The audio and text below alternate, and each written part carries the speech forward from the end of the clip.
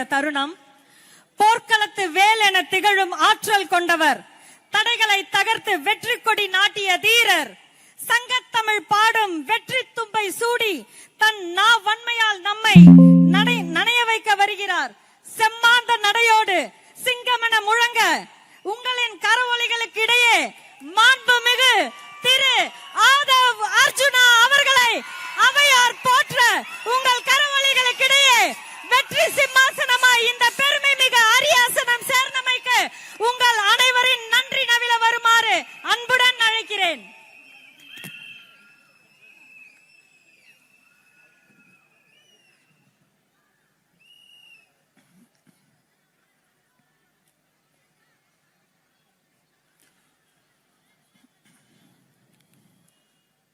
தெய்வத்தாலாகாது என்னும் முயற்சிதன் மெய் வருத்த கூலி தரும்.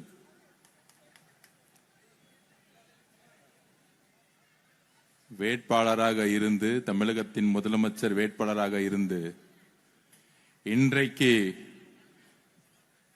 நம்மெல்லாம் வாயில சொல்லிட்டே இருப்போம், அண்ணன் எப்ப முதலமைச்சர் ஆவார், அண்ணன் எப்ப முதலமைச்சர் ஆவான்னு. தமிழக மக்களுடைய ஒட்டுமொத்த ஆதரவுடன் இன்று உரிமையுடன் சொல்லுவோம், தமிழக முதலமைச்சர் எங்கள் அண்ணன், தமிழக முதலமைச்சர் எங்கள் தலைவர் திரு சி. ஜோசப் விஜய் அவர்கள். இத 6 மாசமா சொல்லும் போது ஒரு கூட்டம் நம்பல. நடிகர் அவருக்கு அரசியல் தெரியுமா? ஆனா ஒன்னே ஒன்னு சொன்னார் மதுரை மாநாட்டில், திரு மு.க. ஸ்டாலின் அவர்களே, பூத் கமிட்டி போட்டு நீங்க வீடு வீடா இப்பதான் போயிட்டு இருக்கீங்க, நான் வீடு வீடா போயிட்டு தான் கட்சியே ஆரம்பிச்சேன். அதை சொன்னது, நினைவாக்கியது நம்மளுடைய மக்களும் பெண்களும் இளைஞர்களும். ரொம்ப சந்தோஷமா இருக்கு. அண்ணன் முதலமைச்சரா இருந்து பக்கத்துல பார்க்கும்போது நம்மளுடைய பூக்கடை குமார் அண்ணன் அந்த திரு பிரபு அவர்களே, எனக்கு முன்னால் பேசிய பேச்சாளர்கள் திரு ராகுல் காந்தி அவர்களே, தோழர்களே, மாவட்ட பொறுப்பாளர்களே, பகுதி செயலாளர்களே, என்னுடைய வில்லிவாக்கத்தில் பயணத்தில் ஒவ்வொரு வீட்டு பெண்களும் இளைஞர்களும் என்ன உங்க பிள்ளையா நினைச்சு வீட்டை விட்டு வெளியே வந்து வரவேற்று, முன்னாள் முதலமைச்சர் மு.க. ஸ்டாலின் அவர்கள், அவருடைய துணைவியார், அவருடைய மருமகன், அவருடைய மகன், அவருடைய மகள், ஒட்டுமொத்த குடும்பமும் வில்லிவாக்கத்தில் எனக்கு எதிராக பிரச்சாரம் செய்த பொழுது, தமிழ்நாட்டின் ஒரே தொகுதியில் முதல்வர் குடும்பத்தால் குறிவைக்கப்பட்ட ஒரே நபர் ஆதவ் அர்ஜுனா. ஆனால் எங்களுடைய தலைவருடைய ஒரே நாள் பிரச்சாரம் ஒட்டுமொத்த கலைஞர் குடும்பத்தை மு.க. ஸ்டாலின் தூக்கி எறிந்தது. இதுதான் மக்கள் சக்தி. மக்கள் சக்தினா இதுதான். பெண்கள் சக்தி, இளைஞர் சக்தினா அதுதான். ஒட்டுமொத்த முதல்வர் குடும்பமும் எதிர்த்து நின்ன இந்த சாமானியனை பெண்களும் என்னுடைய குடும்பத்தில் இருக்கக்கூடிய தாய்மார்களும், மகனே உன்னை வெற்றி பெற வைப்பது என்னோட பணி, நீங்க பொறுப்படுத்ததுக்கு உங்களுக்கு கோடான கோடி நன்றி.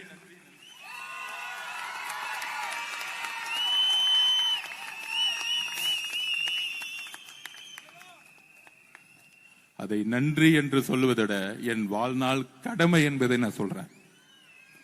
அவ்வளவு பெரிய அழுத்தம் என்னை நோக்கி தலைவர் விஜய் அவர்களுக்கு எப்படி ஒரு அழுத்தமோ, ஆளுங்கட்சியாக இருக்கும்பொழுது காவல்துறையும் திமுக குடும்பமும் மிகப்பெரிய அழுத்தத்தை தனிப்பட்ட முறையிலும் பொது வாழ்க்கையிலும் விமர்சனங்களும் கேவலமான பேச்சுகளும் தனிப்பட்ட தாக்குதலும்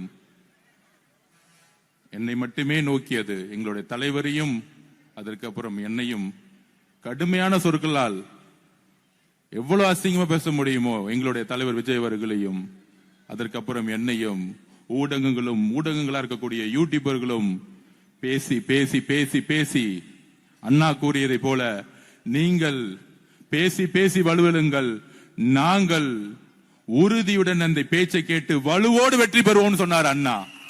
நாங்கள் தாங்கி தாங்கி வெற்றி பெறுவோம் சொன்னால், அண்ணா கூறியதை போல உங்களுடைய பேச்சுகளை தாங்கி மக்கள் உங்களுக்கு கொடுத்த இந்த சரியான தோல்வி இருக்கிறதே. நான் எலெக்ஷன் முன்னாடியே சொன்னேன், கொளத்தூர் மீட்டிங்ல சொன்னேன், முன்னாள் முதல்வர் மு.க. ஸ்டாலின் அவர்களே, எழுதி வைத்துக் கொள்ளுங்கள், கலைஞர் குடும்பத்தின் கடைசி வாரிசு தமிழகத்தின் முதலமைச்சராக நீங்கள் மட்டும்தான் முடிப்பீர்கள். அவ்வளவுதான். உங்களுடைய குடும்பம் இனி எந்த காலத்திலும் அதிகாரத்தை நோக்கி செல்ல முடியாது. ஏனென்றால் தமிழக மக்களுடைய ஆதரவு இல்ல, ஒட்டுமொத்த பெண்களுடைய ஆதரவுடன் ஒரு தலைவர் உதயமாகிவிட்டார். புரட்சி தலைவர் எம்ஜிஆர் அவர்களால் செய்ய முடியாததை, புரட்சி தலைவி அம்மா அவர்களால் முடியாததை ரெண்டு பேர்த்தோடைய சக்தியோட சேர்ந்து எங்களுடைய தலைவர், புரட்சி தலைவர், எங்களுடைய முதலமைச்சர் இந்த குடும்பத்துடைய இந்த குடும்பத்துடைய ஆதிக்கத்தை தூக்கி எறிந்தார். இது சாதாரண வெற்றி அல்ல. ஒவ்வொரு பெண்களும் கண்ணீர் விட்டு அழுது, தமிழக வெற்றி கழகத்துடைய வெற்றி எதனால தெரியுமா கிடைச்சிச்சு? திமுக மு.க. ஸ்டாலின் அவர்களிடையே தமிழக வெற்றி கழகத்தை உருவாக்கியது பெண்கள். இன்றைக்கு சொல்றேன், தமிழக வெற்றி கழகத்தை உருவாக்கியது பெண்கள், அதோடு இணைந்தவர்கள் இளைஞர்கள். இந்த ரெண்டு சக்தியும் இன்னும் எந்த காலத்திலையும் நீங்க ஜெயிக்கவே முடியாது. எழுதி வைத்துக்கோங்க. நீங்க என்ன வேணா பொய்யில பேசலாம், சட்டசபையில வந்து பொய்யா பேசலாம், உங்களாலே முடியாது. நான் சொன்னேன், திமுக எப்பயுமே 2வது தாட்டி ஜெயிச்சதா வரலாறே கிடையாது. மு.க. ஸ்டாலின் அவர்கள் 200 தொகுதி ஜெயிச்சிருவேன், 200 தொகுதி ஜெயிச்சிரும் சொல்லும் பொழுது அன்றைக்கே மேடையில் நம்மளுடைய தலைவர் சொன்னாரு, நான் உட்பட கொளத்தூர்ல உட்கார்ந்து பேசினேன், உங்க தந்தை கலைஞராலே முடியாத பொழுது நீங்க ஜெயிச்சிருவீங்களா எங்க தலைவர் எதிர்த்துன்னு கேட்ட 2வது முறை.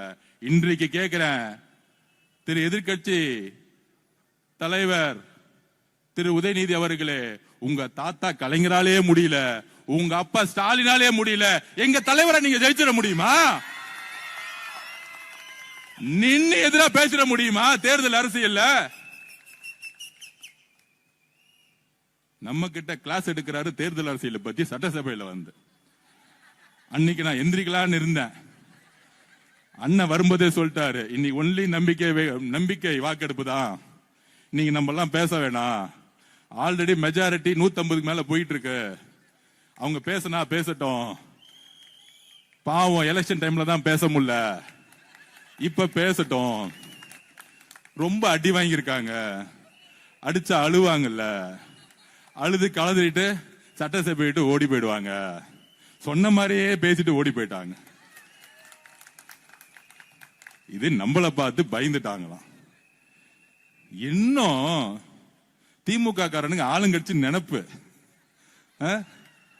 அது அவங்களுடைய பரம்பரை நோய். ஒரு மாசம் வரைக்கும் நாங்க ஆளுங்கட்சின்னு பேசிக்கிட்டே இருப்பாங்க. அப்ப இந்த தேர்தல் வெற்றி நம்ம சொல்றோம் 50 வருடம் கழித்து ஒரு புரட்சிங்கிறோம். அந்த புரட்சி எங்க இருந்து உருவாச்சு? கடைசி 10 நாள் முன்னாடி இந்த புரட்சியை பத்தி யாருக்கும் தெரியல. நேஷனல் மீடியாஸ் கரெக்டா 5 நாளுக்கு முன்னாடி திருநெல்வேலி தூத்துக்குடி அப்புறம் தமிழ்நாட்டில் ஒரு புரட்சி உருவாயிருச்சு, மக்கள் புரட்சி உருவாச்சுன்னு பேசிட்டு இருக்காங்க. ஆனா இன்னைக்கு வரைக்கும் தமிழக ஊடகம் தாவேகா ஜெயிக்குன்னு சொன்னதே இல்ல, கடைசி நாள் ரிசல்ட் வரைக்கும். அப்ப அந்த ஊடகத்தை பாருங்க, 3 தொகுதி ஜெயிப்பாரு, 10 தொகுதி ஜெயிப்பாரு, 20 தொகுதி ஜெயிப்பாரு, 160 தொகுதி திமுக ஜெயிச்சிரும், 200 தொகுதி நாங்க ஜெயிச்சிருவோம் மு.க. ஸ்டாலின் அவர்கள். கூட்டணி கட்சிகள் 25 கூட்டணி கட்சி என்னெல்லாம் பேச்சு பேசினாங்க. ஆனா தமிழக மக்கள், பெண்கள், என் புள்ளைய ஏன்பா இப்படி திட்டிக்கிட்டே இருக்கிற, இதை ஒரு காரணத்துக்கே தூக்கி எறிஞ்சாங்க. என்ன அவதூறுகள், என்ன அவதூறுகள், என்ன தவறு செய்தார் எங்க தலைவர்? ஒட்டுமொத்த புகழ் வாழ்க்கையை விட்டுட்டு ஒரு தனி மரமா மக்களோட சேர்ந்து பெண்களுக்கான வாழ்க்கையை மாத்தணும், என் தாய்மார்களை வாழ்க்கையை மாத்தணும்னு ஒரு கட்சியை தனி மனிதனாக ஆரம்பித்து, பெண்களிடம் இளைஞர்களிடம் தனி மனிதனாக ஆரம்பித்து, எந்த விதமான பின்பலமும் இல்லாமல் ஆரம்பித்து பிரச்சாரத்தை உருவாக்கும் பொழுது எஸ்ஓபியை போட்டு பிரச்சாரம் பண்ணவே முடக்கினாங்க. நான் திருப்பியும் பதிவு பண்ணேன், நீங்க முடக்கலாம், எலெக்ஷன் கமிஷன் நோட்டிபிகேஷன் வந்தோன்னு நீங்க வெளியே விட்டு பாருங்க, 10 நாள் போதும் இந்த ஆட்சியை தூக்கி எறியறதுக்குன்னு சொன்னோம். 10 நாள் போதும் உங்க ஆட்சியை தூக்கி எறியறதுக்கு. 10 நாள் அவர் செய்த பிரச்சாரம் ஒட்டுமொத்த திமுக குடும்பம் தூக்கி எறிஞ்சிருச்சு. இப்ப தெரியுது 6 மாசம் ஏன் வெளியே போட முடக்கினாங்கன்னு எங்க தலைவரை 10 நாளுக்கே தூக்கி போட்டாங்கன்னா 6 மாசம் விட்டு இருந்தா 5 தொகுதி தாண்டி இருக்க மாட்டாங்க. இதுதான் சூழ்ச்சி. 5 தொகுதி தாண்டி இருக்க மாட்டாங்க. 5 தொகுதி திமுக தாண்டி இருக்கு. இந்த சூழ்ச்சிக்கு தான் தலைவரை எந்த பிரச்சாரத்துக்கு வெளியே உள்ள இந்த சூழ்ச்சி எல்லாம் செஞ்சுட்டு விஜய் அவர்களை வீட்டு விட்டு வெளியே வா. இந்த போலி பிரச்சாரம் நோட்டிபிகேஷன் வந்து வெளியே வந்தாருல, தூத்துக்குடி மீட்டிங் பாத்தீங்கல்ல, 10 லட்சம் பேர் ரோட்ல நின்னாங்கல்ல, அங்க மாறியது அரசியல் சூழ்நிலை. கடைசியில திருப்பூர்ல மாறுச்சு, சென்னையில மாறுச்சு. நான் அப்பயே சொன்னேன், பெரம்பூர்ல தலைவர் நாமினேஷன் பண்ணி முடிச்ச உடனே வண்டிய குளத்தூர் விடுன்னு சொன்னாரு. குளத்தூர்ல 1 லட்சம் பேர் நின்றுட்டு இருந்தாங்க. அப்பயே சொன்னோம். அடுத்த நாள் குளத்தூர் மீட்டிங் போடும்போது நான் பேசினேன், குளத்தூர்ல மு.க. ஸ்டாலின் அவர்கள் தோல்வி அடைவார். எப்ப சொன்னது? நம்ம எலெக்ஷனுக்கு 1 மாசத்துக்கு முன்னாடி சொன்னோம். அப்பெல்லாம் நம்பல அவங்க. ஏதோ சின்ன பசங்க பேசிட்டு இருக்காங்க. எங்க அப்பா யார் தெரியுமா? மு.க. ஸ்டாலின் அவர்கள். திரு உதயநிதி வெள்ளிவாக்க வந்து என்னோட வெற்றியோட ஆதவர்ஜனாவுடைய தோல்விதான் எனக்கு முக்கியம். இன்னும் ஒரு அரசியல் பாத்தீங்களா? அவரோட வெற்றியோட என்னோட தோல்விதான் பைக்கும். அந்த பயம் இருந்தா போதும். திரு மு.க. ஸ்டாலினுடைய வாரிசு அவர்களே. ஆனா நான் இங்கேயும் வேலை பார்த்துட்டு நம்ம தலைவர் பச்சான பிறகு குளத்தூர்ல ஸ்கெட்ச் போட்டு நான் அவர் பிள்ளைக்கும் தெரியல, மு.க. ஸ்டாலின் அவர்களுக்கும் தெரியல. நீங்க என்ன தோக்கடிக்க வேலை பண்ணீங்க? எங்க தலைவர் உங்க குளத்தூர்லயே செக் வச்சார். சட்டசபையில நம்ம அமைதியா உட்கார்ந்துட்டு இருக்கோம். ஆதரவு இருக்கு, ஆதரவு இல்ல சொல்லிட்டு அமைதியா போயிருக்க வேண்டியதானே? உங்களை கடுமையாக நாங்க எதிர்க்கிறோம் எப்பயும் போல பொய்யா சொல்லிட்டு கிளம்ப வேண்டியதானே? நமக்கு எலெக்ஷனை பத்தி கிளாஸ் எடுக்கிறாரா முன்னாடி உட்கார்ந்துகிட்டு? யாரு? திரு மு.க. ஸ்டாலினுடைய மகன் இளவரசர் திரு உதயநிதி அவர்கள். அந்த இளவரசருக்கு பட்டாபிஷேகம் முன்னாடி என்ன பண்ணாங்க? துணை முதல்வராக்கினாங்க. இப்ப எதிர்கட்சி தலைவர் ஆக்கிட்டாங்க. நமக்கு ரொம்ப நல்லது. நான் வேற நினைச்சேன் யாராவது சீனியர் எல்லாம் போடுவாங்க, யாராவது ஒரு நல்ல நல்ல அண்ணங்கள்லாம் சீனியர் நிறைய பேர் இருக்காங்க அங்க, நம்ம தங்கம் தென்னரசன் மாதிரி அந்த மாதிரி அனுபவசாலிகள் எல்லாம் போட்டு நம்மள உண்டு இல்லைன்னு கொஸ்டின் கேட்க போறாங்க. சரி நம்மளும் ரெடி ஆயிடும் நினைச்சேன். இந்த குடும்பம் என்னைக்கும் திருந்தவே திருந்தாது. இவ்வளவு அடிப்பட்டாலும் திருந்தவே திருந்தாது. இந்த பட்டாபிஷேகம் பண்ணி தான் குடும்பத்தை தூக்கி போட்டாங்க மக்கள். திருப்பி ஒரு பட்டாபிஷேகம். நான் தோத்துட்டேன், புள்ளைய தூக்கி எதிர்கட்சி தலைவரா உட்கார வச்சிருங்க. போன தாட்டி சட்டசபையா சட்டமன்ற உறுப்பினராகி சட்டசபைக்கு அதிகம் வராதவள்ள உதயநிதி ஸ்டாலின் அவர்கள். அவர் சட்டசபை தலைவர். சரி ஓகே, பெரும்பான்மை தேர்ந்தெடுத்தா சட்டசபை தலைவர் வந்து அமைதியா போக வேண்டியதானே? நம்ம பாட்டி அமைதியா இருக்கும். சும்மா சீண்டிக்கிட்டே இருக்கிறது. வந்து சொல்றாரு நம்ம கிட்ட, நீங்க 35% ஓட்டு எடுத்துட்டீங்க, மக்கள் உங்களுக்கு எதிராக 65% இருக்கிறாங்க. இப்பயும் தெரிஞ்சுக்கோங்க, நீங்க தேர்தல் அரசியல தோத்துருக்கீங்க. நம்ம இளவரசர் உதய அவர்களே, நீங்க இன்னும் 90% ஜெயிச்சுட்டாங்க, சட்டசபையில் உட்கார்ந்துட்டு இருக்கீங்க. கிளாஸ் எடுக்கிறதுக்கு ஒரு தகுதி வேணா? உங்க சொந்த அப்பா குளத்தூர்ல தோத்துட்டு அங்க உட்கார்ந்துட்டு இருக்காரு. அப்பாக்கு ஆறுதல் கொடுக்காம, அவரு பாவம் தோத்துட்டோமே, 50 வருஷம் அரசியல் வாழ்க்கை, 234 தொகுதியிலும் போய் வெற்றி பெறுவோம்னு போயிட்டு வந்தேனே, கடைசியில குளத்தூர்ல தோத்துட்டேன்னு உங்க அப்பா உட்கார்ந்துட்டு இருக்கும் போது வீட்டுல போய் ஆறுதல் சொல்லாம சட்டசபையில் அப்படி நிமிர்ந்து நின்று பேசுறாராம், நமக்கு அட்வைஸ் பண்றாராம். 65% உங்களுக்கு ஓட்டே போடல. ஐயா, 2006 உங்க தாத்தா கலைஞர் அவர்கள் இருக்காரு, கலைஞர் கருணாநிதி அவர்கள், உங்களுக்கு அவர் தானே எடுத்துக்காட்டு, முன்னுதாரணம். 26% வாங்கிட்டு முதலமைச்சர் ஆனாரே, அவரை நீங்க கேள்வி கேட்க முடியுமா? திரு உதயநிதி அவர்களே, எங்க தாத்தா 26% தான் வாங்கினாரு சொல்லுங்க. 74% தான் எதிர்த்து நின்னாங்க மக்கள், அதனால அவர் தலைவரே கிடையாது. பேசுங்க. எங்க கலைஞர், எங்க தாத்தா வந்து எங்க முதலமைச்சர் வந்து தவறு பேசுங்க. உங்களுடைய தாத்தா திரு ஐயா கலைஞர் கருணாநிதி அவர்கள் 26% வாங்கி முதலமைச்சர் ஆகும் பொழுது, உங்க கூட இருந்தவங்க 2006 கம்யூனிஸ்ட் கட்சிகள் 2 பேரும், கம்யூனிஸ்ட் கட்சியும், கம்யூனிஸ்ட் மார்க்சிஸ்ட் கட்சியும், காங்கிரஸ் கட்சியும் கூட இருந்துச்சு. அவ்வளவு பெரிய கூட்டணி அமைச்சு நீங்க 26% தான் வாங்குனீங்க, 96 தொகுதி ஜெயிச்சீங்க. இந்த அரசியல் ஏன் புதுசுன்னா 50 வருடங்கள் கழித்து திரு எதிர்கட்சி தலைவர் இளவரசர் உதய அவர்களே, நீங்க ஒவ்வொரு தொகுதிக்கும் 30 கோடி ரூபாய் செலவு பண்ணீங்க. 30 கோடி. இதே வில்லிவாக்கத்தில் 5000 ரூபாய் ஒவ்வொரு ஓட்டுக்கும் இங்க இருக்கக்கூடிய உங்களுடைய திமுக கேண்டிடேட் கொடுத்தாங்க. கொளத்தூர்ல உங்களுடைய தந்தை 3000 ரூபாய் கொடுத்தாரு. தமிழகம் முழுவதும் சொல்லி வச்ச மாதிரி ஒவ்வொரு தொகுதியில 30 கோடி செலவு பண்ணீங்க. அதற்கப்புறம் உங்களுடைய கூட்டணி காங்கிரஸ், விசிகே, கம்யூனிஸ்ட் கட்சி, கிட்டத்தட்ட 26 கட்சி கூட்டணி, சின்ன சின்ன கட்சி முதற்கொண்டு கேப்டன் விஜயகாந்த் கட்சி, எல்லா கட்சியும் சேர்த்து, முஸ்லீம் லீக்ல இருந்து எல்லா கட்சியும் சேர்த்து நீங்க நின்னீங்க. எங்களுடைய வேட்பாளர்கள் 10 லட்சம் ரூபாய் செலவு பண்ணல. எழுதி வச்சுக்கோங்க, 10 லட்சம் ரூபாய் செலவு பண்ணல. காசு இல்ல எங்களுடைய வேட்பாளர்களுக்கு. காசே இல்லாம ஒரு எக்ஸாம்பிள் சொல்றேன். திண்டிவனத்துல ஜெயிச்சாங்க. பக்கத்து ஊரு பஸ்ல ஏறினாங்க, இறங்குனாங்க. 7 மணி நேரம் பிரச்சாரம், 5 பேத்தோட போனாங்க, திருப்பி வந்தாங்க. திருப்பத்தூர்ல பெரிய கருப்பன் மினிஸ்டர், ஒரு சாதாரண இளைஞன், காசே இல்ல. ஆனா சிட்டிங் மினிஸ்டர் ஒரு ஓட்டுல ஜெயிச்சாரு. அடுத்து ஸ்ரீரங்கம், என் தம்பி ரமேஷ், சாதாரண பையன், நேத்து என்கிட்ட வாழ்த்து வாங்க வந்தாரு வீட்டு என்னோட ஆபீஸுக்கு. என்னோட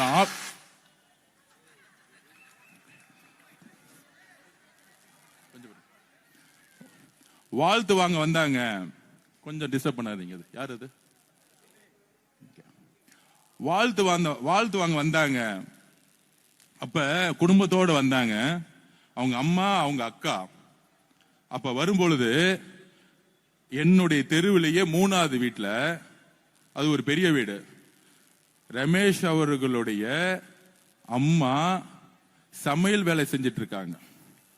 என்னுடைய வீட்டுல இருந்து 3வது வீட்டுல அந்த அம்மா சொல்றாங்க, தம்பி வாழ்த்து வாங்க வந்தேன், 8 மணிக்கு கிளம்பணும் நான் சமையல் வேலை பண்றதுக்கு. என் புள்ள எம்எல்ஏ ஆயிட்டான், ஆனா நான் சம்பாதிக்கணும்ல. என்ன ஒரு எளிமையான குடும்பத்தில் இருந்து எங்களுடைய தலைவர் வேட்பாளரை சூஸ் பண்ணி ஸ்ரீரங்கத்துல நின்னு திருச்சியிலேயே அதிகமான ஓட்டை வாங்கியது தமிழக வெற்றி கழகம். உங்களுடைய நேரு, உங்களுடைய வேலு எல்லாத்தையும் தண்ணி குடிக்க வச்சாங்க எங்களுடைய இளைஞர்கள். சாமானியன் 75 வருஷ கட்சி திமுக பொது தொகுதியில் ஒரு தலித் வேட்பாளரை நிறுத்தியது இல்லை. திரு உதயநிதி அவர்களே, இளவரசர் உதயநிதி அவர்களே, மகுடத்தை தூக்கி உங்க தலையில உங்க அப்பா வச்சுட்டாரு. இங்க சாமானியன் இருக்காரு பாருங்க. இளைஞர்கள் பதவியேற்கும் போது பாருங்க, ஒவ்வொருத்தரையும் டிவில ஒரு சாமானியன் ஒடுக்கப்பட்டவன், பிற்படுத்தப்பட்ட மக்கள் ஒவ்வொருத்தரும் கையில 1 லட்சம் ரூபாய் இல்லாதவங்க ஜெயிச்ச லிஸ்ட் எத்தனை தெரியுமா? 92 பேர். 92 பேர் கையில 1 லட்சம் ரூபாய் இல்ல. 1 லட்சம் ரூபாய் இல்ல கையில, சொல்லி வச்ச மாதிரி. இது புரட்சி இல்லையா? திமுக சமூக நீதினு சொல்றீங்களே, எங்கேயாச்சும் தலித் சகோதரர்களை பொது இடத்துல நின்னு தைரியமா ஜெயிக்க வச்சிருக்கீங்களா? எங்க தலைவர் விஜய் அவர்கள் தலித் சகோதரர்களை பொது இடத்துல நின்று ஜெயிக்க வச்சிருக்காரு. எங்க உங்க சமூக நீதி? எங்களது உங்க சமூக நீதி. மத அரசியல தூக்கி போட்டாரு. என் பெயர் சி ஜோசப் விஜய்னு. நான் கிறிஸ்துவ குடும்பத்தில் பிறந்திருந்தாலும் என்னுடைய ஐடென்டிட்டியை நான் மறக்க மாட்டேன்னு சொல்லி மத அரசியலை ஒழிச்சிருக்காரு. மத அரசியலை ஒழித்து, ஜாதி அரசியலை ஒழித்து, பண அரசியலை ஒழிச்சு இளைஞர்களுக்கும் பெண்களையும் சாதாரண குடும்பத்தில் வேட்பாளர்கள் நிப்பாட்டி இன்னைக்கு சட்டசபையில் தைரியமாக நிமிந்து உட்கார வச்சிருக்காரு. இதுக்கு மேல என்ன புரட்சி வேணும்? இளவரசர் உதய அவர்களே, உங்களுக்கு என்ன தகுதி இருக்கு எங்களுடைய தலைவர் முதலமைச்சரை பார்த்து கேள்வி கேட்பதற்கு? என்ன சாதிச்சிருக்கீங்க நீங்க? நாங்க ரோட்ல இருந்து வந்திருக்கோம். நீங்க உங்க அப்பா தலையில மகுடத்துல இருந்து வந்திருக்கீங்க. உங்க அப்பா இனிஷியல் இல்ல, ஒரு தொகுதியை தண்ணியை நின்று ஜெயிச்சு காமிச்சிருங்க. 6 வருஷம் ஆசில் விட்டு போயிடுறேன். திரு மு.க. ஸ்டாலின் அவர்களுடைய குடும்ப வாரிசை தூக்கி போட்டு, திரு கலைஞர் அவர்களுடைய பேரை தூக்கி போட்டு திமுக கட்சியை விட்டுட்டு தனியா நின்னு ஒரு தொகுதியை ஜெயிச்சு காமிங்க. உங்களுக்கு அப்ப எங்க தலைவரை பார்த்து கேள்வி கேட்கறதுக்கு எல்லா உரிமையும் இருக்கு. உங்க குடும்பத்தோட ஐடென்டிட்டிலையும் அண்ணா உருவாக்கக்கூடிய கட்சியிலையும் திமுக அந்த இடத்துல கொஞ்சம் ஸ்கெட்ச் போட கொஞ்சம் தவறிட்டு சேப்பாக்கத்துல எல்லா போக்கஸ் அவங்க அப்பா மேல இருந்துச்சு. அடுத்தது வச்சுக்கலாம். கேள்வி கேட்டுட்டாங்கல்ல, தலைவரை பார்த்து கேள்வி கேட்டாங்கல்ல, பதில் கொடுப்போம், கரெக்டான டைம்ல கொடுப்போம். அப்ப இது புரட்சி இல்லையா? இதுக்கு மேல என்ன புரட்சி வேணும்? சமூக நீதிக்கான புரட்சி எங்க? இந்த தொகுதியில இந்த ஜாதி அதிகமா இருப்பாங்க, அவனை வேட்பாளரா போடு. அப்படி யாராச்சும் தமிழ் வெற்றி கழகத்தில் வெற்றி பெற்று இருக்காங்களா? சொல்லுங்க. இந்த தொகுதிக்கு 30 கோடி, ஒரு ஓட்டுக்கு 3000. ஒரு தொகுதியில் தமிழக வெற்றி கழகத்தில் காசு கொடுத்திருப்பாங்களா? திமுக 3000 கொடுத்தா அதிமுக 1500 ரூபாய் கொடுத்தாங்க. இதே தொகுதியில 1000 ரூபாய் கொடுத்தாங்க. மக்கள் மாற்றத்தை விரும்பினார்கள். மக்கள் கூட்டணி நம்ம நல்ல தலைவரை தேடினார்கள். இதுதான் தமிழ்நாடு. நான் எப்பவுமே சொன்னேன், தமிழ்நாட்டு மக்கள், தமிழ்நாட்டு அரசியல் இயற்கையும் நேரமும் சேர்ந்து ஒரு தலைவரை உருவாக்கும். அன்று அண்ணாவை உருவாக்கியது தமிழக மக்கள். யாரு ஒரு தலைமையை கடினமா அழுத்தம் கொடுத்தாங்களோ அன்னைக்கு இருந்த ஆட்சியாளர்கள் அண்ணாவை கையில எடுத்தாங்க. ஒரு ஸ்ட்ராங்கான ஒரு லீடரா உருவாக்குனாங்க. அண்ணாவுக்கு அப்புறம் பிரச்சனை வரும் பொழுது எம்ஜிஆரை மக்கள் கையில எடுத்தாங்க.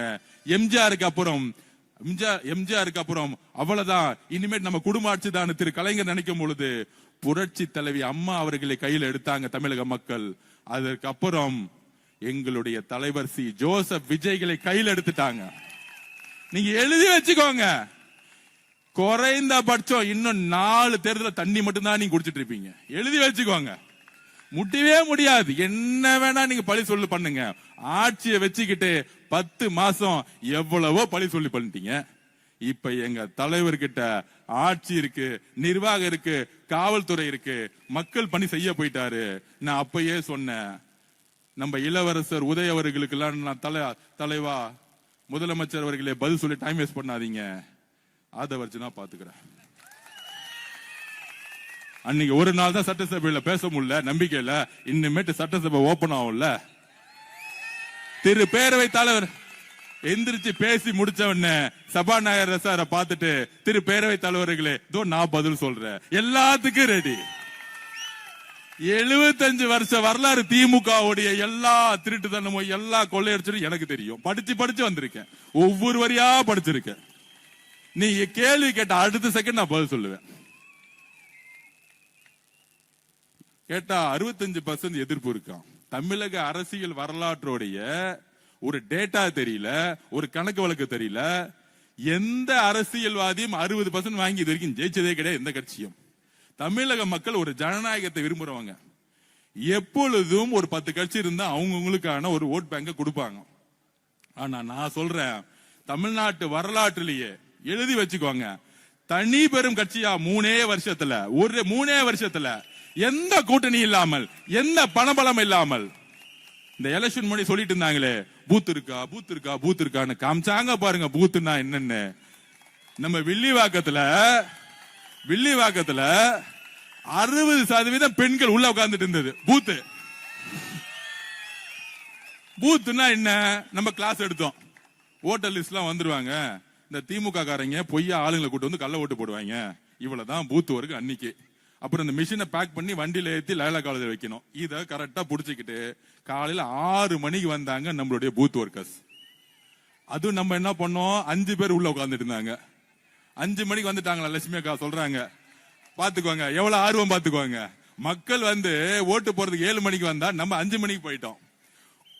போய் நம்ம உட்காந்துட்டு பக்கா லிஸ்ட் எடுத்துட்டு கடைசி 6 மணி வரைக்கும் யார் யாரெல்லாம் திமுக திட்டு பசங்க வருவாங்களா நான் போறேன். நான் எந்திரிச்சவன பூத்துல போனவன அங்க இருந்து தங்கச்சி, அண்ணா இது வரைக்கும் எந்த திட்டு பசங்க வரலன்னா நான் கண்டுபிடிச்சிட்டேன்னா பாக்கலாம், நீ கவலைப்படாதனா, யாரு கள்ள ஓட்டு போட மாட்டாங்கன்னா. நான் நினைச்சேன், டே திமுக காரங்களா, இதுக்காடா நீங்க வந்து பூத்து இருக்கான்னு கேட்டீங்க. எங்க ஆளுங்க ஒரே நாள பழகிட்டாங்க. இது குடும்பம்பா, இந்த பூத்து இதெல்லாம் தெரியாது. 5 குடும்பம் சேர்ந்தா ஒரு பூத்து, அவ்வளவுதானே. சேர்ந்துட்டாங்க, எலெக்ஷன் முடிஞ்சு திருப்பி வேலைக்கு போயிட்டாங்க. உங்கள மாதிரி கவுன்சிலர் இருந்துட்டு 15 வீடு வாங்குறது, இதை யாரா இங்க வாசிக்கு எங்க காண போயிட்டாருமே அவரு ஓடுமா. ஓகே, அப்ப பூத்துனா என்னன்னு காமிச்சுமா.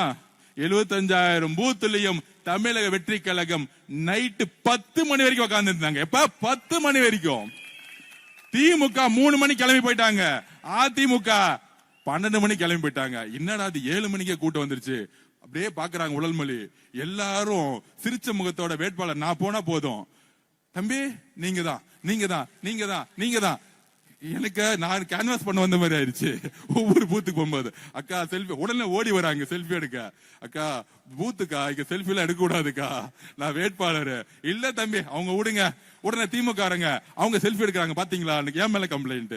பொதுமக்கள் வந்து என்னப்பா பண்றது, இப்படி ஒரு பிரச்சனை வெளிவாக்கத்துல. அந்த மாதிரி 7 மணிக்கு குடும்பமா வந்து அண்ணன் சொன்னார் அன்னைக்கு திருவிழா மாதிரி இருக்கணும் நீங்க வந்து ஓட்டு போற அன்னைக்குன்னு.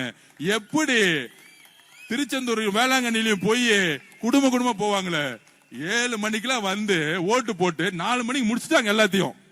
நான் பாக்குறேன் ஒவ்வொரு பூத்திலையும் 94% 94% கள்ள ஓட்டு போறதுக்கு வாய்ப்பே கொடுக்கல. ஆளே இல்ல, பக்கா லிஸ்ட் இருக்கு. நம்ம தங்கச்சி சொல்றாங்க அண்ணன் 92% முடிஞ்சிச்சு, 8% இவ்வளவுதான் ஓட்டு இருக்கு, இவங்க யாரும் வர்ற மாதிரி தெரியல, நாங்க ரொம்ப ரெடியா இருக்கிறோம், 6 மணிக்கு கேட்ட மூட சொல்லிடுங்க. நமக்கு கிளாஸ் எடுக்கிறாங்க நம்ம தங்கச்சிங்க. அப்படி திமுக பூத்துக்கு தண்ணி குடிக்க வச்சது நம்மளுடைய மகளிர் சகோதரிகள்.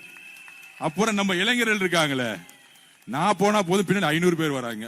டேய் தம்பிங்களா வேணாண்டா, நான் தப்பு பண்றமே நினைச்சுக்க போறாங்க, கலவரம் பண்ற மாதிரின்னு. திமுக 5 பேர் தான் வந்தாங்க, அவன் போய் பயந்து போயிட்டான் அவன் பாட்டிக்கு. அப்ப எந்த அளவுக்கு இளைஞர்கள் சக்தி இந்த தேர்தலில் இறங்கி வேலை பார்த்து கடைசியில் அவன் கொடுத்த 3000 ரூபாய் எதுக்கு யூஸ் ஆச்சுன்னா, இன்னும் ஆய்வு பண்ணல. இன்னைக்குதான் மு க ஸ்டாலின் சொல்லியிருக்காரு, நம்மளுடைய தோல்விக்கு காரணம் என்ன என்பதை நம்ம ஆய்வு செய்ய வேண்டும். ஐயா மு க ஸ்டாலின் அவர்களே, அதுக்கான காரணம் நான் இன்னைக்கு சொல்றேன். அதுக்கு காரணமே நீங்க தான். இதுக்கு என்ன ஆய்வு செய்யணும்? இந்த தோல்விக்கு முக்கியமான காரணமே திரு மு க ஸ்டாலினுடைய நிர்வாகத்தோடைய தோல்வி. அன்பு சகோதரன் முன்னாடி சொல்லிட்டு இருந்தேன். இப்ப வந்து மாண்புமிகு அமைச்சர் ராஜ்மோகன் அவர்களே, ஒரு எளிய குடும்பத்தில் பிறந்தவரை அமைச்சராக்கிய பெருமை எங்களுடைய தலைவருக்கு சாரும். இதுக்கு மேல என்ன புரட்சி வேணும்? இதுக்கு மேல என்ன புரட்சி வரணும்? நீங்க யார எம்எல்ஏ ஆக்கிறீங்க சட்டசபையில? 50 வருஷமா உங்க கூடத்துல உங்க மகன், அதுக்கப்புறம் அமைச்சர்களுடைய மகன், இவங்க தானே உட்கார்ந்துட்டு இருக்காங்க. இங்க வந்து பாருங்க சட்டசபையில ஒடுக்கப்பட்ட ஏழை மக்கள் இருந்து சட்டசபையில வந்து உட்கார்ந்துட்டு இருக்காங்க. அதற்கான புரட்சி செய்தது எங்களுடைய தலைவர். இதுக்கு மேல என்ன பெரிய புரட்சி வேணும்? அப்ப திமுக போட்டு விவாதம் பண்ணிட்டு இருக்காங்க. இந்த புரட்சிக்கு காரணம் என்ன, இந்த தோல்விக்கு காரணம் என்ன? இந்த புரட்சிக்கும் தோல்விக்கும் காரணம் 2 பேர் தான். ஒன்னு ஐயா திரு மு க ஸ்டாலின் அவர்கள், இன்னொரு அவருடைய மகன் இளவரசர் உதய அவர்கள். அவ்வளவுதான். இதுக்கு மேல ரொம்ப ரிசர்ச் பண்ணாதீங்க. பாவம் திமுக அழுதுருவாங்க, புலம்புறாங்க. மு க ஸ்டாலின் கலைஞர் ஐயா ஐயோ கலைஞர் ஐயா நீங்க ஏன் செத்து போனீங்க? இவங்க 2 பேர்த்துல விட்டுட்டு கட்சியை முடிச்சுட்டாங்க. இதுல சொல்றாரு திரு மு க ஸ்டாலின் அவர்களும் இளவரசர் உதய அவர்களும், தாவேகா கழகம் குதிரை பேர அரசியல் செய்கிறது. தலைவர் சிம்பிளா முடிச்சது, இது குதிரை பேர அரசியல் இல்ல, இது குதிரை வேக அரசு. அது அவர் சிம்பிளா பேசி முடிச்சிட்டார். அண்ணா ரொம்ப நல்லவர், அதோட முடிச்சிட்டார். ஆனா நம்ம அப்படி இருக்க முடியாதுல்ல, பதில் சொல்லணும்ல. குதிரை பேர அரசியல் யார் நடத்தினது நான் சொல்லிடுறேன். எல்லாம் ட்ரை பண்ணி பார்த்தாங்க, ரிசல்ட் வந்துருச்சு. நம்ம 108 நிக்கிறோம். சுமார் ஒரு 20 தொகுதியில 500 ஓட்டு 300 ஓட்டுல தோத்து இருக்கோம். அது எப்படின்னு நம்ம அதுக்கப்புறம் விசாரிச்சுக்கலாம், விட்டுருங்க. தோத்த பிறகு என்ன செஞ்சிருக்காங்க, நம்ம தலைவர் வரவே கூடாதுன்னு பெரும்பான்மை இருந்தாலே பதவியேற்றலாம் கவர்னர் அவர்கள். ஆனா கவர்னர் அவர்கள் கூப்பிட்டு நீங்க வந்து பெரும்பான்மையை காமிங்க, சிங்கிள் லார்ஜஸ்ட் பார்ட்டி, அவங்களை கூப்பிட்டு பதவியேற்றலாம். ஆனா கவர்னர் அவர்கள் ஒரு கான்ஸ்டிடியூஷனுக்கு எதிராக 118 காமிங்க, கோர்ட்டுக்கு போனா 1 மாசம் ஆயிடும், வேண்டாம் நம்ம பெரும்பான்மை காமிச்சிரும்னு எடுத்த உடனே முதல்ல வந்தது தலைவர் ராகுல் காந்தி அவர்கள். தமிழ்நாட்டுடைய சூழ்நிலையை புரிந்து தமிழக வெற்றி கழகம் தலை வணங்குகிறது திரு ராகுல் காந்தி அவர்களை. எடுத்தவன விஜய் அவர்கள் முதலமைச்சர் ஆகணும், அதுக்கு என்ன வேணா செய்யுங்க, சப்போர்ட் அப்படின்னு டெல்லியில இருந்து ஒரே குரல் முடிச்சுட்டார் அவர். வந்த அடுத்த நாள் காங்கிரஸ் இருந்து நம்ம அண்ணன் செல்வம் திமுக இருந்தாரு, வந்து எங்க தலைவர் சொல்றதா ஸ்டாண்ட், அரசியல் சூழ்நிலை அன்னைக்கே மாறிடுச்சு, எலெக்ஷன் முடிஞ்சவனே மாறிடுச்சு. செல்வப்பந்தன் அண்ணன் வந்து வாய்ப்பு கொடுத்துட்டு ஒரு எல்லோரும் சகோதரத்துவம் ஆனோம். அன்னைக்குதான் உண்மையான அரசியல் சந்தோஷப்பட்டேன். அது முடிஞ்ச உடனே கம்யூனிஸ்ட் தோழர்கள் வந்தாங்க, அது முடிஞ்ச உடனே அண்ணன் திருமானன் வந்தாரு, ஒவ்வொருத்தரும் வந்து தலைவர் முதலமைச்சர் ஆக்கினாங்க. இது மட்டும்தானே உங்களுக்கு தெரியும். ஆனா திமுகவுடைய குதிரை பேர் அரசியல் இன்னும் நான் உண்மையா சொல்லவா? சொல்றேன் யாரு குதிரை பேர் அரசியல் பண்ணதுன்னு. நம்ம தலைவர் முதலமைச்சர் ஆகக்கூடாதுன்னு திமுக தலைவர்களும், அதுல குறிப்பா நம்ம இளவரசர் உதயநிதி அவர்களும் ஒரு பெரிய அரசியல் பண்றாங்களா. என்ன அரசியல்னா, ஃபர்ஸ்ட் மு.க. ஸ்டாலின் இதுக்குள்ள வரல, உண்மையை சொல்லிடுறேன் நான். அவரு தோல்வியுற்று அமைதியா தான் இருந்தார். ஆனால் திரு இளவரசர் உதயநிதி அவர்கள் இருக்காரு, என்ன ஆனாலும் விஜய் அவர்கள் முதலமைச்சராக வரக்கூடாது, என்ன ஆனாலும் பரவாயில்ல, என்ன பண்ணிக்கோங்க, அவ்வளவு வெறி. ஆனா முடிஞ்சிச்சுல்ல, கடைசி வாரிசா முடிச்சுட்டார்ல, ஏதாச்சும் பண்ணலாம். யாருக்கிட்ட பேச்சுவார்த்தை பண்ணது? திரு இபிஎஸ் அவர்கள் பழனிசாமி அவர்களோட திரு உதயநிதி அவர்கள் பேச்சுவார்த்தை பண்றாரு. திரு உதயநிதி அவர்களும் திரு சபரிஸ் அவர்களும் சேர்ந்து ஆட்சியை முடிச்சுட்டாங்க. அடுத்து திமுக கட்சியை முடிக்கிறது வேலை பண்ணிட்டு இருக்காங்க. இப்படிதான் தலைவர் விஜய் அவர்கள் ஏத்து நின்று ஆட்சி போச்சு. இப்ப திருப்பியும் இவர் முதலமைச்சர் உட்கார வைக்க கூடாதுன்னு இபிஎஸ் ஐயா கிட்ட பேசினா என்ன ஆகும்? எங்கேயாச்சும் அண்ணா உருவாக்கிய கட்சி, சமூக நீதி பேசிய கட்சி, மதசார்பு சொல்லக்கூடிய கட்சி, தேர்தலுக்கு முன்பு திரு மு.க. ஸ்டாலின் அவர்கள், ஏன் திரு உதயநிதி அவர்கள் திரு எடப்பாடி பழனிசாமி பார்த்து என்னெல்லாம் கேள்வி கேட்டாங்க? பிஜேபியை தமிழகத்தில் ஆட்சி கட்டில ஏற துடிக்க வைக்கிறது திரு இபிஎஸ் பழனிசாமி அவர்கள், அதிமுக தான். இவங்களுக்கு ஓட்டு போட்டா பிஜேபி ஆட்சிக்கு வந்துச்சு. இது அண்ணா திராவிட முன்னேற்ற கழகம் கிடையாது, இது அமித்ஷா முன்னேற்ற கழகம். இப்படி பிரச்சாரம் செஞ்சது யாரு? திரு மு.க. ஸ்டாலின் அவர்கள். இன்னொருத்தர் யாரு? இளவரசர் உதய அவர்கள். இன்னில இருந்து அவர் இளவரசர்னு வச்சிருவோம். இளவரசர், அந்த இளவரசர் உதய அவர்களுக்கு ஏன்னா பட்டாபிஷேகம் பண்ணி தானே உட்கார வச்சிருக்காங்க. மன்னராட்சி இன்னும் ஒளியில கொஞ்சம் பிசுறு இருக்கு, பாத்துக்கலாம். அப்ப பட்டாபிஷோட உட்கார்ந்துட்டு இருக்க இளவரசர் ஒரு அரசியல் ஞானி மாதிரி, கலைஞர் உருவாக்கிய, கடினப்பட்டு உருவாக்கிய அந்த கட்சியை அதிமுகவோட சேர்ந்து வெளியிலிருந்து ஆதரவு கொடுப்பாங்களாம். திரு இபிஎஸ் பழனிசாமி முதல்வர் ஆயிடுவாராம். இன்னும் சூழ்ச்சி பாத்தீங்களா? இந்த சூழ்ச்சி நமக்கு தெரிஞ்சிருச்சு, வந்துருச்சு. ஒரு நேரத்தில் 8ஆம் தேதி மத்தியானம் தகவல் வருது, 7ஆம் தேதி நைட்டு தகவல் வருது, இபிஎஸ் அவர்கள் ஞாயிற்றுக்கிழமை பதவியேற்க போறாரு, எல்லாம் முடிஞ்சிருச்சு அப்படின்னு. ஆனா கம்யூனிஸ்ட் தோழர்களும் விசிக தோழர்களும் சப்போர்ட் பண்ணல. முக்கியமாக கம்யூனிஸ்ட் தோழர்கள் சுத்தமா சப்போர்ட் பண்ணல. அதுல உண்மையா சொல்லவா, மார்க்சிஸ்ட் கம்யூனிஸ்ட் கட்சியோடைய தேசிய தலைவர் திரு பேபி அவர்கள் கேரளால இருப்பார். அவர் பேட்டி கொடுத்தது நீங்க பார்த்திருப்பீங்களான்னு தெரியாது. அவர் பேட்டி கொடுத்தாரு. மத சார்பற்ற கொள்கையில் உறுதியா இருக்கக்கூடியவர் பேபி அவர்கள், மார்க்சிஸ்ட் கட்சியோடைய தலைவர். அவர் சொன்னாரு, நாங்கள் ஏன் விஜய் அவர்களுக்கு ஆதரவு கொடுப்போம் என்றால், நம்ம ஒன்று காரியம், பிரசிடென்ட் ரூல், கவர்னர் ரூல் வந்துடக்கூடாது, அரசியல் அமைப்பை பாதுகாக்கணும். காங்கிரஸ் மத சார்பற்ற கூட்டணி இங்க இருக்கு, தமிழகத்தில் ஒரு கவர்னர் ஆட்சி வந்துடக்கூடாது, இட்ஸ் a people mandate சொன்னார். அதாவது மக்கள் தேர்ந்தெடுத்தது தலைவர் விஜய் அவர்களை. அவர் சொன்ன வார்த்தை 12 தொகுதியில அவ்வளவுதானே, நாங்க பாத்துக்கிறோம். திரு பேபி அவர்கள் கேரளால இருந்து குரல் கொடுக்கும்போது என்ன சொன்னாரு, நாங்கள் சப்போர்ட் பண்ணலனா திமுகவும் அதிமுகவும் சேர்ந்து பிஜேபியோட ஆட்சியை உருவாக்கும். சொன்னது ஆதவ் அர்ஜுனா இல்லை, திரு இளவரசர் உதய் அவர்களே, சொன்னது ஆதவ் அர்ஜுனா இல்லை, இளவரசர் உதய் அவர்களே. கம்யூனிஸ்ட் கொள்கையின் தலைவர், மார்க்சிஸ்ட் கட்சியினுடைய தலைவர் திரு பேபி அவர்கள். உண்மை வந்துருச்சா வெளியே? என்ன ஒரு துரோக அரசியல் திமுக உண்மை வந்துருச்சா? யார் குதிரை பேரை நடத்தினது? அந்த குதிரை பேரை நடத்தினது யார் சொல்லுவா? லிஸ்ட் நான் சொல்றேன். பாஷ்யம் கம்பெனியுடைய ஓனர் புரோக்கர் வேலையை பார்த்தாப்ல. அடுத்தது ஓப்பனா சொல்லிடணும்ல, யார் யாரெல்லாம் தலைவருக்கு எதிராக சூழ்ச்சி செஞ்சாங்கன்னு. பாஷ்யம் கம்பெனியுடைய ஓனர் ரியல் எஸ்டேட் வேலையை பார்க்காம ஆட்சி மாற்றத்துக்கு இங்க உட்காந்துக்கிட்டு கவர்னரோட சேர்ந்து உட்காந்துட்டு சேர்ந்தது ஒரு கம்பெனியோட நிறுவனர். அதோட சேர்ந்து திரு உதயநிதி அவர்கள், அதோட சேர்ந்து திரு இபிஎஸ் பழனிசாமி, முன்னாள் முதலமைச்சர் பழனிசாமி மகன் திரு மிதுன் அவர்கள். அதனாலதான் இந்த ஃபேக்ஷன் உடைஞ்சிச்சு. அதிமுக வெளியே வந்தாங்களே திரு சிவிஎஸ் சண்முக அண்ணன், புரட்சி தலைவி அவர்கள் எதற்காக கட்சியை உருவாக்கினார்? புரட்சி தலைவி அவர்கள் எதற்காக கட்சியை உருவாக்கினார்? இந்த திமுக சீய கட்சியை ஒழிக்க. ஆனா அப்படி உருவாக்கின கட்சியை திரு இபிஎஸ் ஐயா அவர்கள் திமுக சாலையோட சேர்ந்துட்டு ஒரே ஒரு காரணம், தலைவர் விஜய் அவர்கள் முதலமைச்சரா வரக்கூடாது.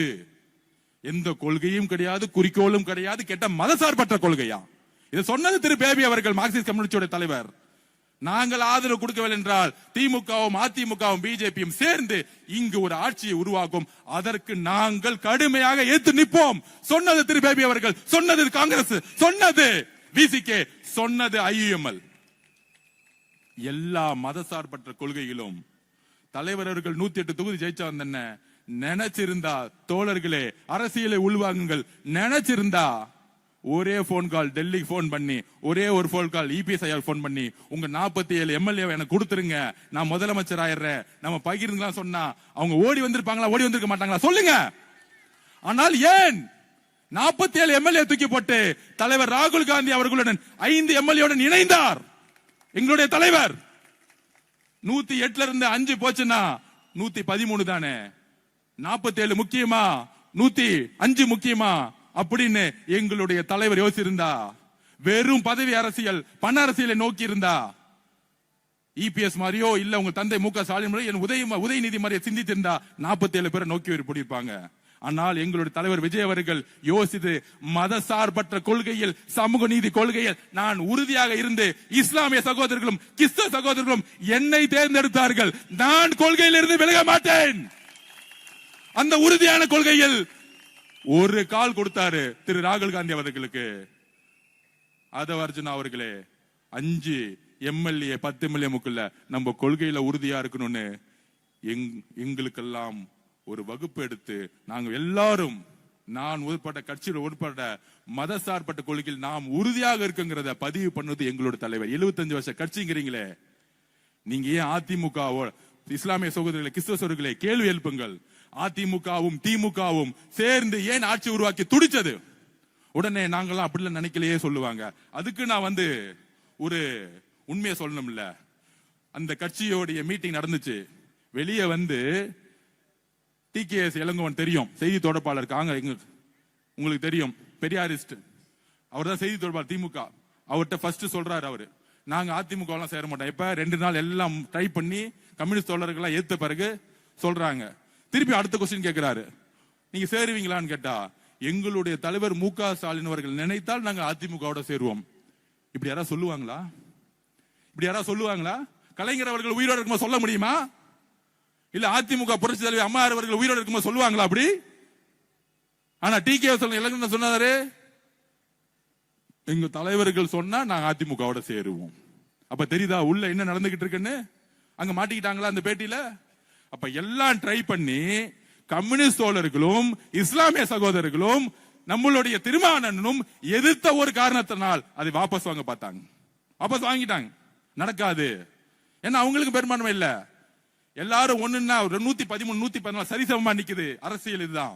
ஆனால் திரு ராகுல் காந்தி அவர்கள் நம்மளுடைய தலைவரை முதலமைச்சராக உறுதியா நின்னு, கம்யூனிஸ்ட் தலைவர்களும் நின்னு, அண்ணன் திருமானம் நின்னு, ஐஎம்எல் இஸ்லாமிய சகோதரர்களும் நின்னு, இன்றைக்கு உண்மையான மதசார்பற்ற கொள்கை கொண்ட தலைவர்களை தமிழ்நாடு உருவாக்கி இருக்கிறது. இதுதான் வெற்றி தமிழக வெற்றி கழகத்திற்கு.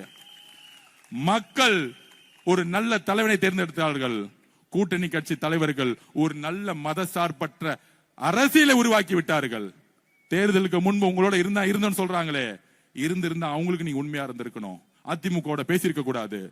கலைஞர் காலத்தில் எந்த தோல்வி நடந்தாலும், ஏன் கலைஞர் 2 தொகுதி ஜெயிச்சாலும் எப்பொழுதும் தன்னுடைய கொள்கைகளில் விட்டு கொடுத்தது கிடையாது. ஆனால் அவருடைய மகன் திரு மு.க. ஸ்டாலின் அவர்கள், இளவரசர் உதய் அவர்கள் கட்சியை மதிக்கிறது இல்ல, கூட்டணியை மதிக்கிறது இல்ல, கொள்கையை மதிக்கிறது இல்ல.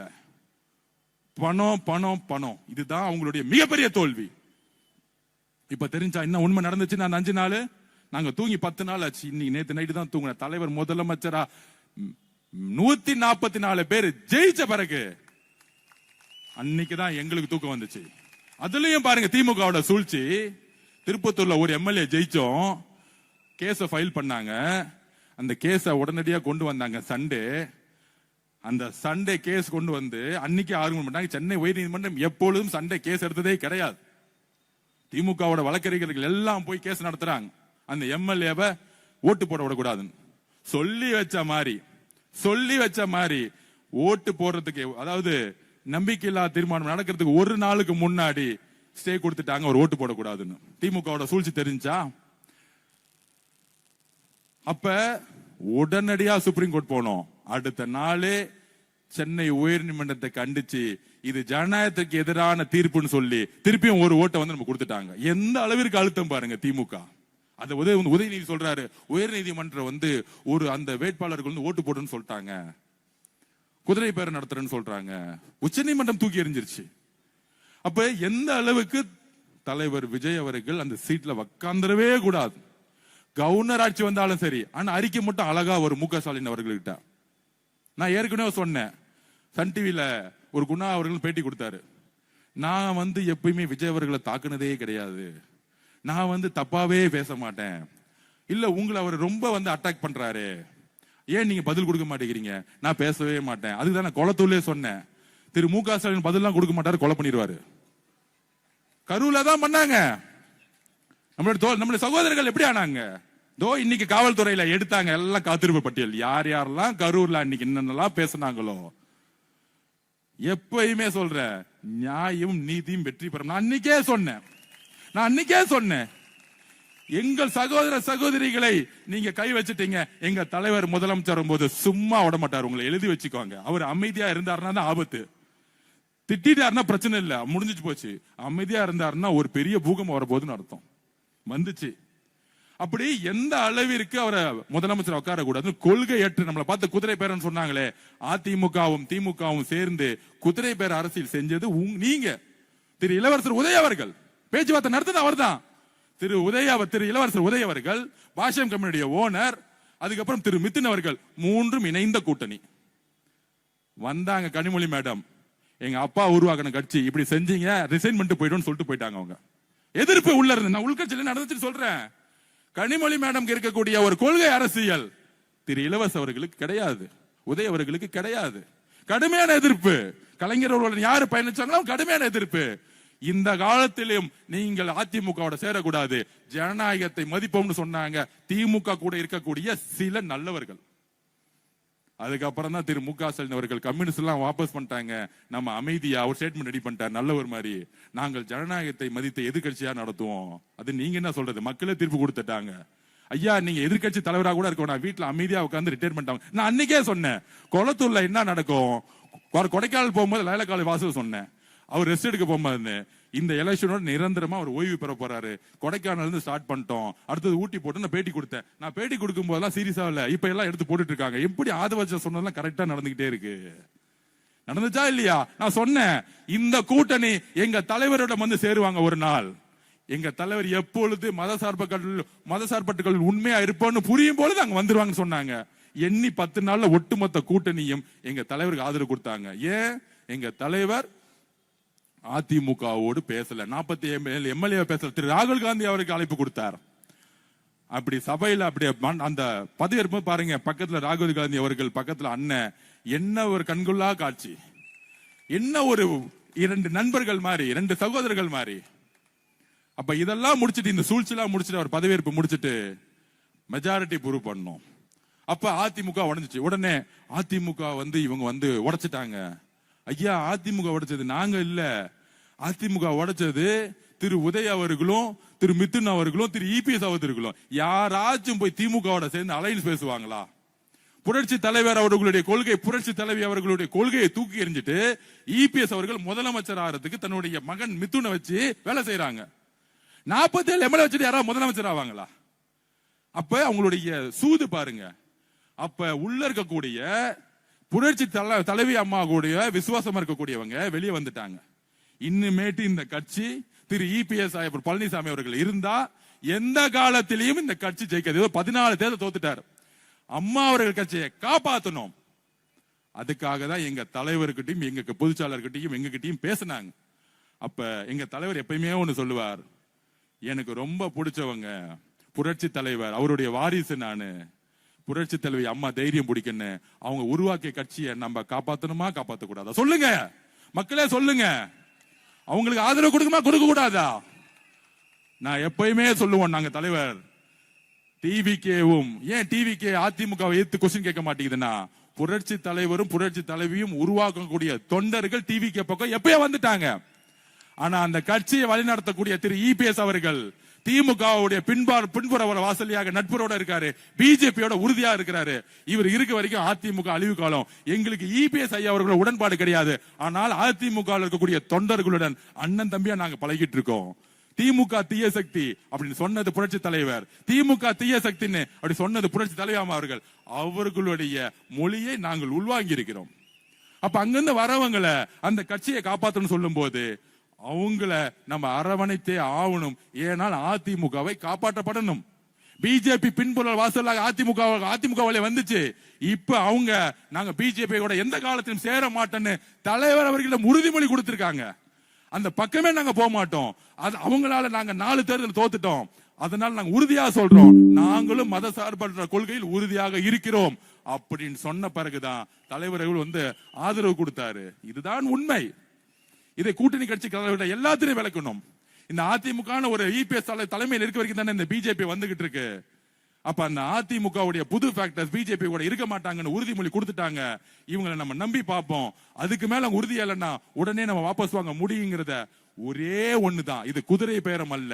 புரட்சி தலைவி அம்மாவுடைய கட்சியை யாரும் தூக்கிட்டு போயிடக்கூடாது. திமுக அழிச்சிடக்கூடாது, பிஜேபி அழிச்சக்கூடாது. இதுக்குதான் இவ்வளவுதான் ஐடியாலஜி. அதுதான் ஆல்ரெடி 120 பேர் ஆதரவு வந்துருச்சு. பெரும்பான்மைக்காக முடிஞ்சிருச்சு எலெக்ஷன். சபையில எங்களுக்கு மெஜாரிட்டி இல்லைன்னா தானே நாங்க போய் குதிரை பேரத்தில் ஈடுபடணும்.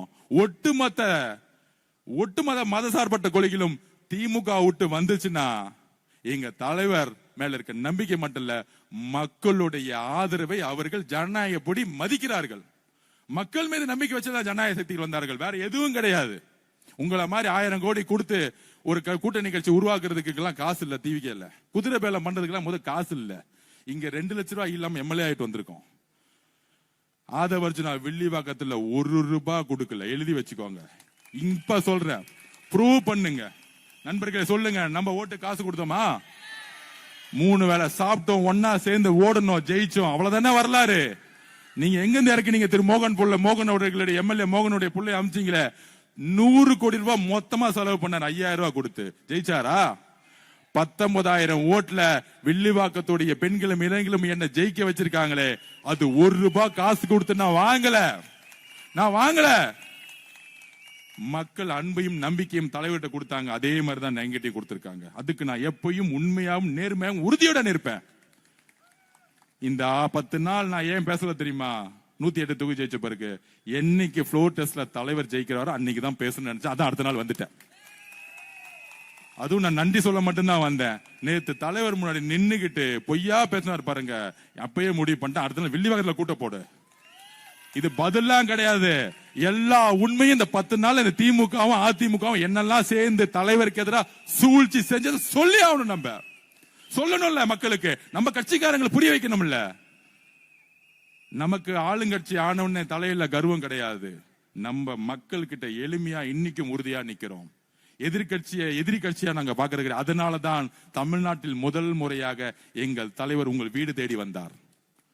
முதலமைச்சரான பிறகு திரு மு.க. ஸ்டாலின் அவர்களை வீடு தேடி வந்தார். அகங்காரம் அல்ல, தமிழக மக்களுடைய கடமைகளை நாம் நிறைவேற்ற வேண்டும். உங்களை நாங்கள் மதிக்கிறோம். உங்களுடைய தோல்வி தேர்தல் அரசியலோட முடிஞ்சிச்சு. நாங்க வெற்றி பெற்றோம், எங்களுக்கு கர்வம் கிடையாது. ஆதவர்ஜுனா கர்வம் கிடையாது. ஆனால் எங்கள் தலைவரை தொட்டா நாங்க பதில் சொல்லுவோம். அதை சும்மா இருக்க முடியாது, அதை நாங்க அமைதியா இருக்க முடியாது. ஏன்னா அது மக்களை தொட்ட மாதிரி. உண்மைகளை சொல்லணும். நாங்க பொய்யா சொல்லல. என்ன நடந்துச்சோ எல்லா தப்பையும் செஞ்சுட்டு நாங்க தப்பு செஞ்ச மாதிரி சொல்லக்கூடிய அவதூறுகளுக்கு நாங்க பதில் சொல்லுவோம். நாங்க ஆளுங்கட்சி ஆயிட்டோம், அதிகாரம் வந்துருச்சு. ஆனா அந்த அதிகாரம் மக்களுக்கானது நாங்கள் உறுதியோட இருக்கிறோம். ஒவ்வொரு தனிநபருக்கானது கிடையாது. அந்த அதிகாரம் பணபலத்தை உருவாக்குவது அல்ல. நன்றி அறிவிப்பு கூட்டத்தை முன்னாடி சொல்லுவாங்க பொதுவா எல்லா கட்சியும். நாங்க பண்ணது என்னன்னா, நேரா போய் கவர்மெண்ட் ஆபீஸ் போயிட்டு எல்லாரும் வாங்க, எல்லா டிபார்ட்மெண்டோட செக்ரட்டரிஸ் வாங்க, போலீஸ் கமிஷனர் வாங்க, எல்லாம் போயிட்டு நான் 30 நாள் வீதி வீதியா நடந்தேன், எல்லா பிரச்சனையும் எனக்கு தெரியும், இந்த ஃபைல புடிங்க, 10 நாள் டைம் இருக்கு, இதை எல்லாம் சரி செய்யறதுக்கு உங்களுக்கு என்ன தேவை, அரசு ஊழியர்கள் உங்களுக்கு என்ன தேவை, ஆர்டர் போடல ஆதவர்ஜுனா உங்களுக்கு என்ன வேணும்னு சொல்லுங்க, 10 நாள்ல அதை செஞ்சு கொடுக்குறோம். ஆனா இங்க நல்ல ரோடு வேணும், நல்ல தண்ணி வேணும், டாஸ்மார்க் 5 கடைக்கு மேல இருக்கக்கூடாது, ஊருக்கு ஒதுக்குமா கொண்டு போயிடுங்க, ட்ரக்ஸ்ங்கிறதே இருக்கக்கூடாது, எல்லா இடத்துலயும் சிசிடிவி கேமரா போடுங்க, காவல்துறையில சிசிடிவி கேமரா பதிவு பண்ணுங்க, என்கொயரி வந்தா கூட பதிவு பண்ணுங்க, எல்லாத்தையும் மாத்துங்க. தமிழக வெற்றி கழகம் நம்மளுடைய தோழர்களோ இளைஞர்களோ யாரும் வந்து அதிகாரத்தை தவறா பயன்படுத்த மாட்டாங்க. திமுக மாதிரி நான் உறுதி கொடுக்கிறேன், நான் சத்தியம் சொல்றேன். என்னுடைய நண்பர்கள் தோழர்கள் சாதாரண குடும்பத்தில் வந்தவங்க, திமுக செய்த ரவுடிசமோ, திமுக செய்த கான்ட்ராக்ட் தொழிலோ, திமுக செய்த இந்த பண அரசியலோ நம்ம செய்ய மாட்டாங்க. நாங்க பாத்துக்கிறோம், எங்களுக்கு வேலை செஞ்ச எங்க கட்சிக்காரர்கள் எப்படி பாத்துக்கணும் எங்களுக்கு தெரியும். ஆனால் அரசுடைய நிர்வாகத்தில் தமிழக வெற்றி கழகம் எப்பொழுதும் தலையிடாது. எங்க தலைவர் சொன்ன மாதிரி தான், 1 ரூபாய் நாங்க டச் பண்ண மாட்டோம், அந்த பணம் எங்களுக்கு வேணாம். இந்த வேலை பார்த்தாங்க என் கூட இளைஞர்கள் வேலை பார்க்கும்போது அவங்க சம்பளம் 10,000 12,000 வேலை பார்த்துட்டாங்க. எலெக்ஷன் முடிஞ்சிச்சு, அண்ணா நீங்க ஜெயிச்சிட்டீங்களா, நான் திருப்பி வேலைக்கு போறேன்னு போயிட்டாங்க. இதுதான் தமிழக வெற்றி கழகம். என்கிட்ட இருந்து வந்து அண்ணா காசு கொடுனான்னு கேட்கல யாரும். தம்பிங்களா, அண்ணங்களா, தங்கச்சிங்களா, நான் சத்தியமா சொல்றேன், உயிர் உள்ளவரை என்னோட கடமை உங்களோட இருக்கும். நன்றி சொல்ல மாட்டேன். உயிர் உள்ளவரை நான் உண்மையா இருப்பேன். ஏன்னா ஒவ்வொரு நீங்க அழுது எனக்காக காலை தேய்ச்சி எனக்காக அண்ணனுக்கு, விஜய் அண்ணனுக்காக நீங்க பணி செஞ்சு இந்த 30 கோடி 50 கோடி 100 கோடியை தூக்கி போட்டு, அதில் சுவாசி என்னன்னா 3000 ரூபாய் திமுக காரர் கொடுத்தான். அந்த 3000 ரூபாய் எடுத்துட்டு போயிட்டு பேண்ட் சட்டையை வாங்கிட்டாங்க, காகி பேண்ட், காகி சட்டை, அப்புறம் இந்த காப்பு. பெண்கள் திருப்பி அதே மாதிரி. எப்ப எல்லா கடையிலயும் அந்த பேண்ட் பிட்டே காணும். யாரா பணம் கொடுத்தன்னு பார்த்தா திமுக தான் பணம் கொடுத்திருக்கான். இதுதான் அவங்க பொருள் எடுத்து அவங்களே அடிக்கிறது. என்ன மாதிரி தேர்தல் தெரியுமா? நான் உண்மையிலே அசந்துட்டேன். அண்ணன் முன்னாடி சொல்லுவார், இதெல்லாம் நடக்க போகுது, நீ தெரிஞ்சுக்கோங்க. உண்மையிலே சொல்ற, இந்தியாவே இந்த தேர்தலை ஆராய்ச்சி பண்ணிட்டு இருக்கு, எப்படி ஜெயிச்சாங்க. தேர்தல் வெற்றிக்கு பின்பு எந்த பத்திரிகையும் இவர் ஜெயிப்பார்னு எழுதவே இல்லை, யாருமே எழுதல. Under estimate. இவர் ஒண்ணுமே பண்ண முடியாது, கூட்டம் தான் கூட்டுவார், ஓட்டா மாறாது, எல்லாம் ஓடிடுவாங்க. ஆனா இன்னைக்கு நேஷனல் மீடியாஸ், ஏன் லோக்கல் மீடியாஸ் எப்படி ஜெயிச்சார், இது ஒரு பெரிய ஆராய்ச்சிக்குட்பட்டது. ஒரு ஆதிக்கத்தை நீங்கள் விரும்பினால், பணபலத்தை நீங்க கரப்ஷன் பக்கம் போனீங்கன்னா, உண்மையா நீங்க இல்லைன்னா எளிய மக்கள் உங்களை தூக்கி எறிவார்கள், உங்கள் அதிகாரத்தை தூக்கி எறிவார்கள், உங்களுடைய அனுபவத்தை தூக்கி எறிவார்கள், உங்களுடைய 75 வருஷ கட்சியை தூக்கி எறிவார்கள். நீங்கள் உண்மையாக இல்லை என்றால் யாரையும் தூக்கி எறிவன்னு தமிழக மக்கள் இந்தியாவுக்கே லெசன் எடுத்திருக்காங்க. இதுக்கு மேல ஒரு வரலாறை இன்னொருத்தர் எழுதுறதுக்கு எத்தனை வருஷம் ஆகும் நமக்கு தெரியவே தெரியாது. எழுதி வைத்துக் கொள்ளுங்கள். காலையில 8:30 மணிக்கு செக்ரட்டரியேட்ல உட்கார்ந்துட்டு இருக்காரு, ஷார்ப்பா வேலை செய்ய தெரியுமா, அனுபவம் இருக்குவான்னு தெரியாது. காலையில 10 மணிக்கு ஷார்ப்பா உட்கார்ந்துட்டு இருக்காரு. அவருக்கு தெரியும் தமிழ்நாட்டுக்கு என்ன செய்யணும், அவருக்கு தெரியும். நிர்வாக திறமை உண்மையா இருக்கவங்களுக்கு எல்லா நிர்வாகம் பண்ண வந்துரும். இதுதான், அவ்வளவுதான். ஒரு நிர்வாகத்தோட அடிப்படை விதி என்ன தெரியுமா?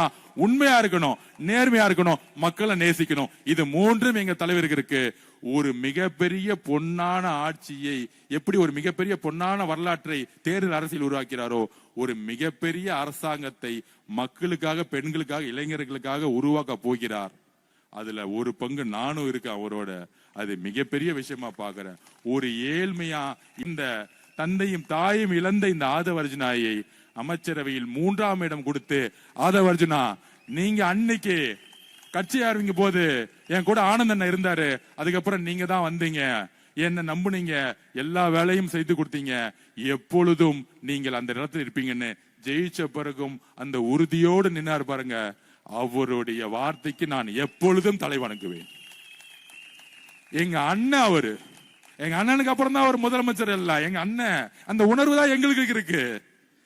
இங்க இருக்கக்கூடிய ஒவ்வொரு தாய்மார்களுக்கும் புள்ள, அண்ணன், தம்பி, எங்க அண்ணனை நீங்க டச் பண்ணீங்கன்னா நான் பதில் கொடுப்பேன். எனக்கெல்லாம் அமைச்சர்லாம் அப்புறம் தான், எம்எல்ஏ எல்லாம் அப்புறம் தான். எனக்கு அவர் அண்ணன், நான் தம்பி. இந்த தம்பி அண்ணன், அந்த அண்ணனுக்கு ஒரு சிறு கீரை இருந்தாலும் குரல் கொடுப்போம். இங்க நான் மட்டும் இல்ல, கோடான கோடி இளைஞர்களும் பெண்களும் குரல் கொடுப்பாங்க. அதனால இளவரசர் உதயவர்களே, சட்டமன்றத்தில் உங்களுடைய வார்த்தைகளை கவனமாக உண்மையாக பேசுங்கள் அப்படிங்கறத வலியுறுத்துகிற. எங்களுக்கு நீங்கள் எதிரிகள் கிடையாது. உங்களுடைய ஜனநாயக கடமையை நீங்கள் ஆற்றுங்கள். தவறு செய்தால் சொல்லுங்க, திருத்திக்கிறோம். நீங்க தலைவர் தவறு செய்தா தவறாது அப்ப பாத்துக்கோங்கன்னு சொல்லிடுவார். அவர் ஜனநாயகவாதி. தவறு செய்தால் தெரிந்து தவறு செய்யறது கிடையாது, சொன்னா அடுத்த செகண்ட் சரியாயிடும். இது காவல்துறையை வச்சு அடக்குமுறை பண்ணி கைது செய்து உங்களை மிரட்டி பழி வாங்கக்கூடிய அரசு அல்ல. அந்த அரசியல் அல்ல அது.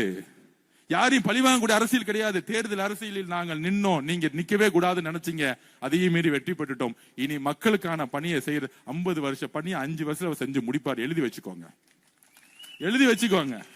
என்கிட்ட இப்ப கேட்டாங்க, 700 கடையை மூணா 8,000 கோடி சேல்ஸ் டவுன் ஆகுது. அத பினான்ஸ் செக்ரட்டரி எங்க தலைவர் சொல்லியிருக்க மாட்டாரா? அப்ப எங்க தலைவர் என்ன முடிவு எடுத்தார்? மக்களோட உயிரை விட 8,000 கோடி பணம் முக்கியம் அல்ல.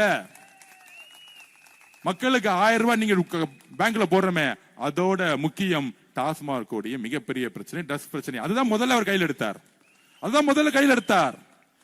மக்களுக்கு தேவையான அந்த 1000 ரூபாய்ங்கிறது கடமை, அண்ணன் கொடுக்கிற கடமை. அதே நேரத்தில் டாஸ்மாக் கோடிய மக்களுடைய பிரச்சனை இருக்கு, அதுக்கு நான் சரி செய்யறேன்னு 700 கடையை தூக்கி போட்டாரு. 8,000 கோடி இல்லைன்னாலும் பரவாயில்ல. இந்த அரசியல் நல்ல அரசியல் இல்ல, மக்களுக்கான அரசியல். வெறும் நல்லதோட முடிச்சிட முடியாது. ஒரு 24 மணி நேரம் சதா மக்களை பத்தி யோசிக்கக்கூடிய ஒரு தலைவனால தான் அப்படி யோசிக்க முடியும். அதை உருவாக்குவார் என்று சொல்லி என்னுடைய மாண்புமிகு அமைச்சரை வரவேற்று அவருக்கு நான் பேசணும்னு சொல்றேன். இந்த பயணம் மிகப்பெரிய பயணமா இருக்கும். உறுதியா இருங்க, நம்ம தான் ஜெயிப்போம். அண்ணன் சொன்ன மாதிரி கான்பிடண்டா இருப்போம். நன்றி, வணக்கம்.